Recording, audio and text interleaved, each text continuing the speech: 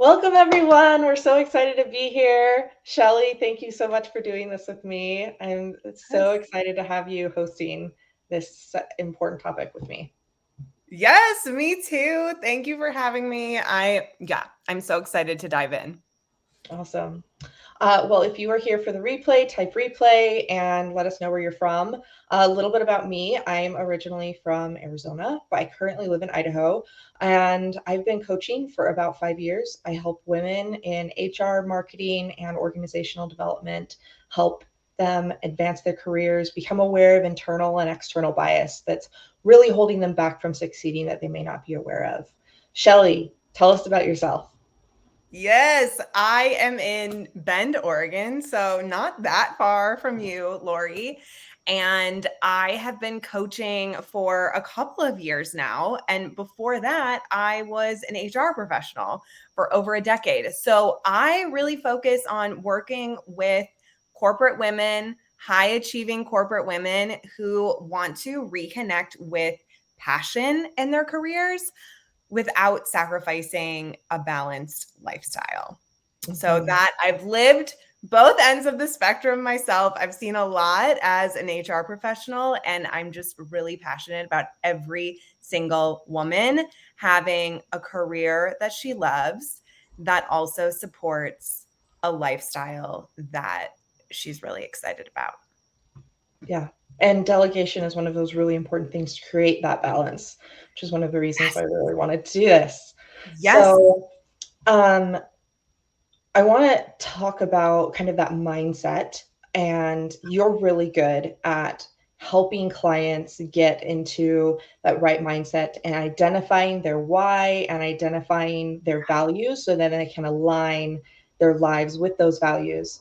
So tell us about those types of mindset techniques that you teach and what women can do more to get there so they can live the life that they really want. Yes. So I think, and Lori, you and I have talked about this, that in any career trajectory, at the beginning, there's always this period of time where you are the doer and you like can master that task list, get shit done, like execute like nobody's business. And at the beginning of your career, that is a skill, a strength that is highly rewarded, right? Like Mhm. myself, like I've had in performance reviews, like Shelley is a workhorse. And that was viewed as like my, one of my greatest qualities. Mhm. And of course, we need to get work done, right? This isn't about like sit on your recliner all day and just like let other people do the work for you. Mhm. But there's a point where you can potentially get pigeonholed as a doer. Yeah. And that thing that has been your strength and you've been rewarded for and you've been, given validation for, all of a sudden becomes the thing that is impacting you from A, being seen as a leader, Mhm. B, getting to do the work that really lights you up, and C, preventing you from having the balance. Because as we grow in our careers, our plates just get more full. Yes. And that's why to be seen as a leader and to really shine in that role, this piece of delegation is so important. But like Lori said, in order to shift into that new way of working, you have to change your mindset. Because if we're in this mindset of like, my strength is being a workhorse and I'm going to workhorse my way through my career until I retire, like, if that's our mindset, it's going to be really hard to delegate or Mhm. change that perception that you're not just a workhorse, you Yeah. are a leader. Yeah, you And can't just do it all by yourself now. You're yes, supposed to delegate now that you're in a leadership position. yes, exactly. And even before you officially have the title, it's important to start acting like this because then people will recognize it in you and Mhm. it will be easier to get those positions because, Yes, again, they when we have to talk see that about, you're a leader prior to yes, getting the leadership position. You have to demonstrate that, or they're going to say you're a sole contributor if you just keep doing acting as a sole contributor. yes, yes, exactly. So, in order to change our behaviors and how we're showing up, it all starts with the mindset. And the first thing that I always encourage women to adjust when they are trying to let go of some of this work and step into more strategy, influencing, and leadership is that, like, my strength is in leading, strategy, and influencing. Mhm. Because a lot of times we think, like, no, my strength is in doing, like, my strength is in execution. Because I'm you've been not. doing it for so long. Yes, exactly. Because that's what you've been doing. That's what you've been rewarded for. So, like, that's the tape in your head is like, that's what I'm really good at. That's what I'm really good at. And then there's this other stuff of like, yeah, I mean, I'm not really a leader. Like, no one sees me as a leader. I'm not a leader. You have to believe that you are before other people will see it. Like, Yes. it starts. People take cues of how confident they should feel in you from yourself. If you're acting confident in yourself, if you're acting like a leader, people are going to treat you that way. Exactly. Yep. Exactly. So every day tell yourself, like, my strength is in leadership. My strength is in influencing. My strength is in strategy. Like, those next level things that you're trying to step into, remind yourself that that's your strength. And, Yeah. like, pair it with something that's like so obvious to you. Like, be like, I'm Lori. I love chocolate milk and I am an amazing leader. I love And chocolate I'm milk. It's great at doing amazing. that. Just like identify who you are, Yeah. just in a matter of fact way. Like these are other Yes, things about me. So then you're telling yourself that it's just as true as other things that I believe. exactly. Yeah. Exactly. Like, you just got to sandwich it in with those things that you already know about yourself and just remind yourself daily. Because the thing is, you already are a leader, and that is part of what's gotten to you to where you are. Your desire to have more of an impact, your desire to grow, your desire to do more with your career, like, Mhm. right there, that tells me you are a leader. The Yep. gap is just in the, like, how you are showing up. And so first you need to believe it yourself. So, like, that is where I encourage everyone to start. And from there, and Lori, you and I talked about this as well. I see so many high achieving women. I have yet to meet a high achieving woman that does not have some ounce, some fraction of people pleasing in her. Like, Right. It just comes from childhood even from oh so yeah, long ago where we're taught to be communal and be nice to everyone and smile, and yes, that can really hold us back from delegating, from making assignments, because we're always taught to take on everyone else's like struggles and to help them and serve them constantly, and it yes, goes all against all of those instincts to yes, then give something to someone else. yes, exactly. And so the shift here is that to be of service to others is to delegate, Mhm. right? We think, oh, the nice thing to do is to take on more myself.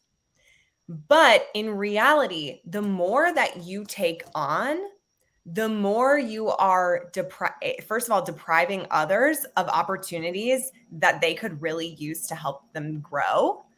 And as a leader, your role is to help others grow. And Yes. then not even from, like, others on your team, but from cross-functional partners to get the most from their relationship with you. They need you to be able to fully show up for that relationship, which means letting go of some of these tasks that other people can do or other people can learn to do as part of Yes. their career trajectory. Yes. That's one of Yeah. the most like first steps even is creating clarity and helping people understand that this is a growth opportunity for you. And when you frame it for yourself that way, it's you giving something as a gift to Yes. someone rather than this is a burden that I have to give to them because I just can't hold anymore.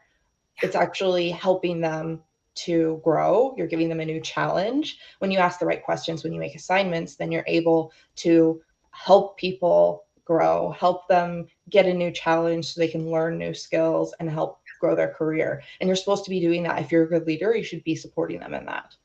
Yes. Yes. And I think we've all had those times when we were given a growth opportunity. And Mhm. like for me, when I had those experiences, it was so motivating that someone was trusting me. They saw the potential in me. They were willing, I saw that they wanted to help me succeed. Like those were transformational for me in my trajectory and also just in my loyalty and commitment to the company, the team, the work that I'm doing.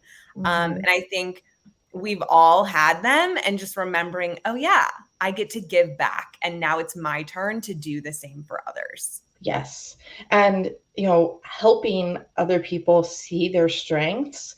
Like you said, you've had those moments when leaders helped you do that and gave you those opportunities. Like if someone else is reinforcing that you can do this, that you have these abilities, then they're more likely to grow as well. And that's really important in leadership is helping people see their value because not everyone does, right? We've Yeah. all had negative experiences in our life that don't always help us have high self-esteem. So it's important as leaders to encourage that. Yes, absolutely. Absolutely. And the last mindset shift that I always am working with women on, it's not like a one and done, is influence over control. Yes. Yes. So when you are in the doer mode, in the executor mode, there's a lot of control that you're holding in how something gets done, when something gets done, like so many, like soup to nuts, you are owning it. And there's a place where that ownership is a growth opportunity, like these opportunities you're going to give other people. But then there's a point where it becomes you controlling a process, a Yeah. task, a project, whatever it is. And I get like we all listen, control, like everyone wants control, right? Like Mhm. to be able to like know exactly what the outcome is, like to have that certainty, right? Yeah. But ultimately, by controlling or putting your energy towards controlling, it's taking away from so many, from new ideas coming in, from new, ways of working, new processes, new systems. And Yeah. so when you are looking at your body of work, what's on your plate, and thinking about, okay, am I trying to control this or am I trying to influence this? Because when we influence, we provide input, we provide strategic direction, we can provide a framework, a deadline, whatever that is, but then ultimately hand it over and let others like give a bit of their own flavor to it, which is what empowers people. It also is what makes things better. Any project, deadline, launch that you're working on, having giving the space for other people to provide input is ultimately going to best serve everyone. And Yes. so stepping into that, like I am no longer in the space of trying to control this. I am in the space of influencing and then trusting in the outcome. Yes. Giving people the direction that they need and rather than these are the exact steps that you need to do the whole way. Right? That's Yes. very controlling rather than, at the beginning of the delegation, giving them guidance and, also keeping those excuse me, steps along the way where you say, let's have these natural check-in points. So then they know that, okay, feedback is coming. We're going to be, regularly having these meetings. So then we know the project's moving forward. That's influence, right? And depending on how experienced the employee is with whatever assignment you're giving, you may want to meet more often, but Mhm. it's really not about controlling. It's about giving direction. It's about leading. And leadership is ultimately about influence. And Yes. anyone truly can be a leader, but you have to remember when you're in a formal leadership position, it's not about controlling anymore. It really is about helping someone else to learn what you've already learned and helping them grow to influence the organization. And letting go of that, oh my gosh, my manager is going to judge me or other people are going to judge me if this doesn't go exactly the way that it should. Like Yes. letting go of that anxiety, it can be really hard, but it helps both your relationship with your employee and it also helps your career to grow because you're able to let go. And that's so important. That's one of the really important steps. Yeah. And I think just expecting some mistakes are going to happen. Like, I Yes. don't know about you, Lori. I made a lot of mistakes in my career. And Oh, like, yes. Oh, yeah. yes. And like we're okay. Like we're here talking to Yes. each other. We're here coaching other women in their careers.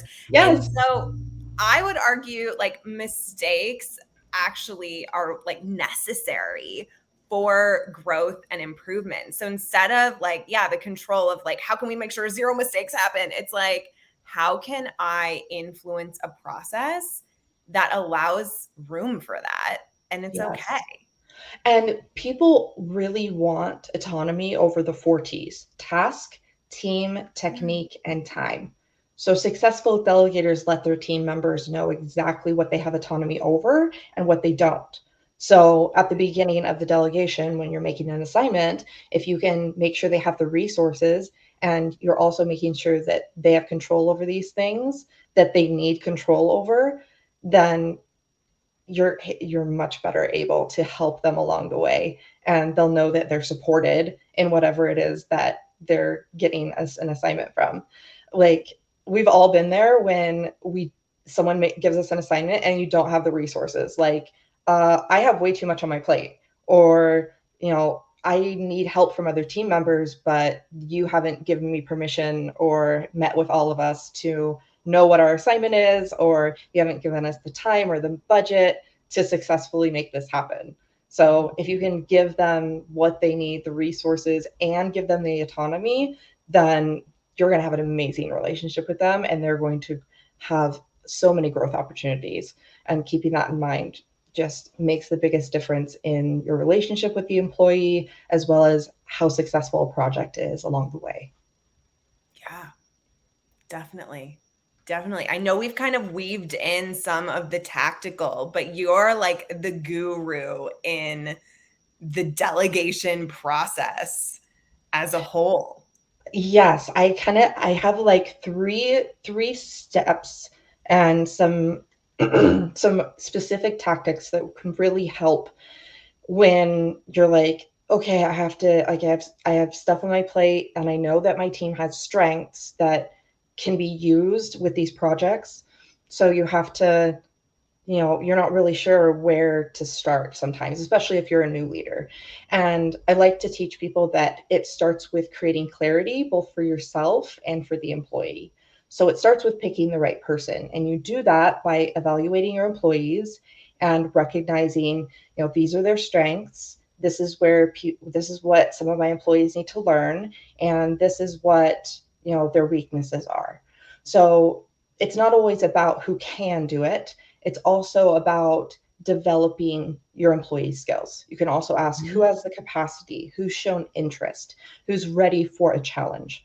So, who would see this as a reward, even? So, when you delegate, remember that you're actually helping your employee grow along the way.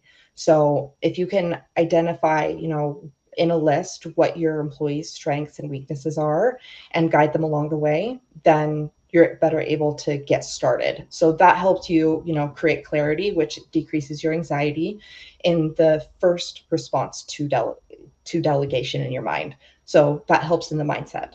And then you're going to explain why you chose that person to take on the task in a positive way.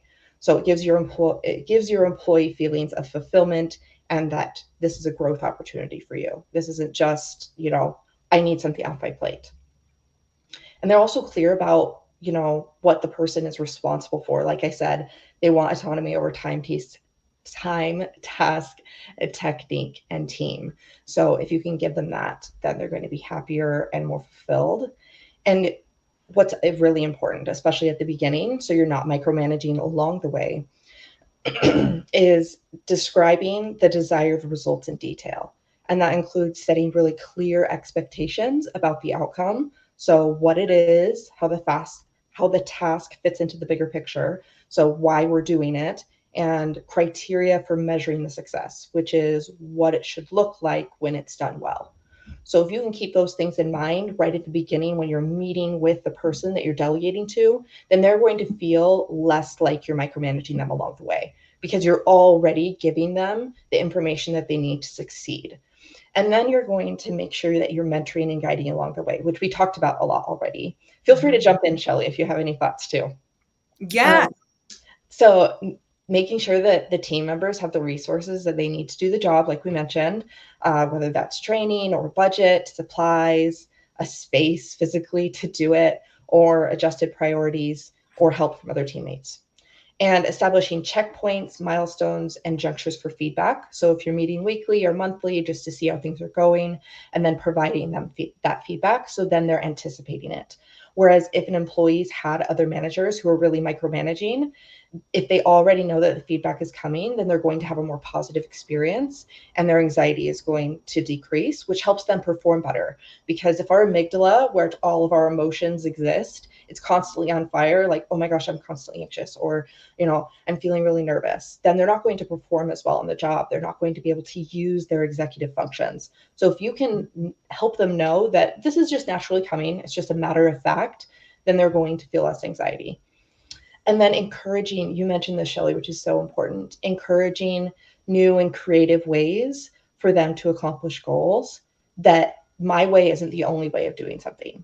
Setting aside the attachment of how you've done things or how the organization or executives have done things in the past can invite and recognize, and inviting and recognizing and rewarding those novel approaches to that work helps them feel supported, and recognizing that, wow, you did this thing in a way that I wouldn't, that's highly valuable. Mhm. And I want to talk about failure a little bit and helping people feel safe, both yourself and, the employees. So if you remember that it's always a learning environment, like we talked about, then it's going to be a more positive experience. So creating that motivating environment where you're cheerleading and you're coaching, where you know when to step in and step back, and adjusting expectations and making yourself available to support them and celebrating successes, that makes you a successful delegator. And some of that comes with experience, knowing when to cheerlead, when to step back. But if you can just do that one step in celebrating successes and, like, oh my gosh, you overcame this challenge, or we met this deadline and we're under budget or within budget. And then the last is really tolerating risks and mistakes and using them as learning opportunities. So rather than just, excuse me, proof that taking it as proof that you shouldn't have delegated in the first place if they fail or make a mistake, rather tolerating risks and mistakes and then meeting with them and saying, it's okay that we made this mistake. This was a learning opportunity and XYZ, and I know it will help you later on.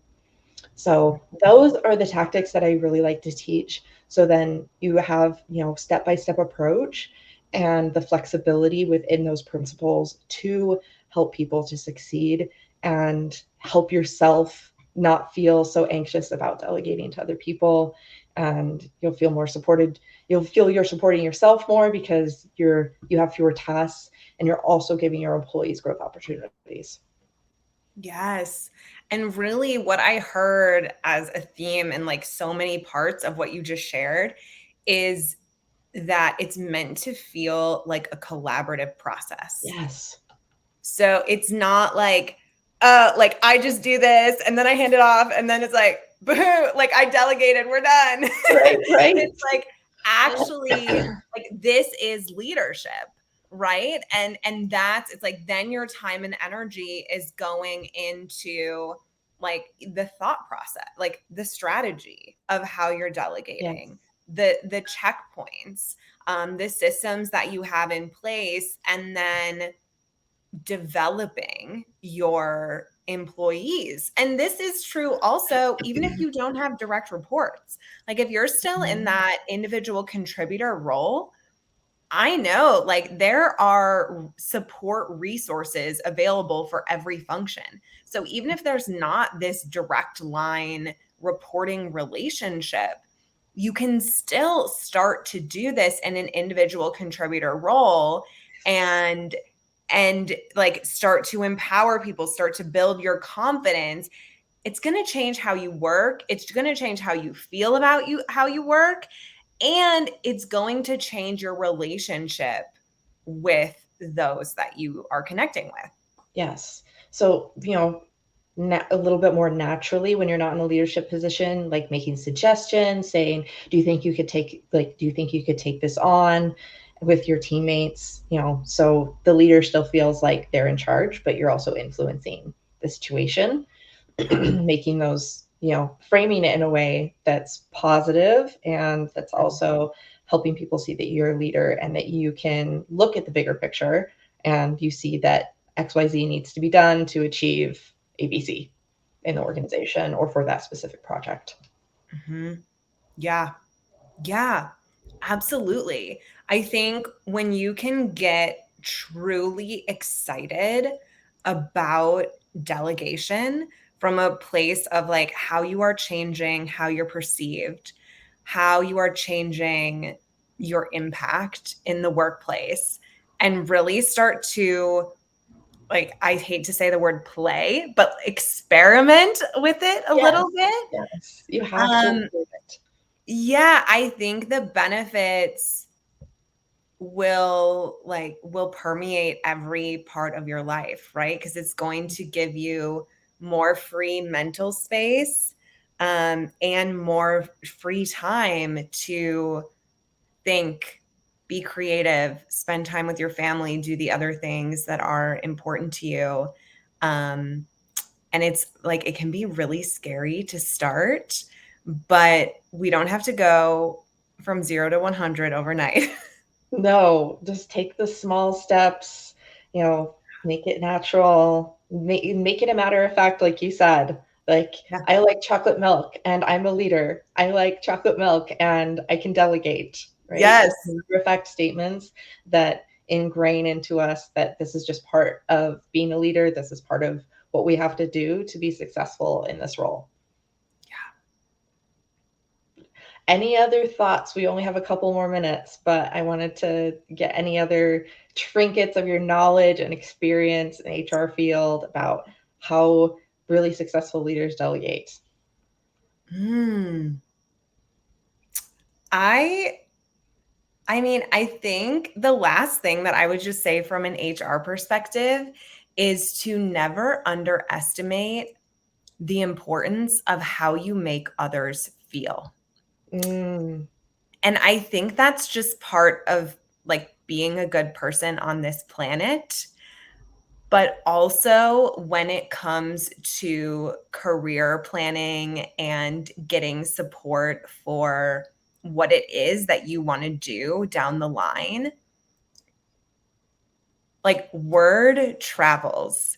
And if you have someone who has a good experience with you, and it doesn't mean good experience doesn't mean perfect. Like we're not trying to control the experience, but an experience like, oh, we messed up, but we recovered from it. Or like they gave me this amazing opportunity and really helped me learn and grow in an area that I right. wanted to.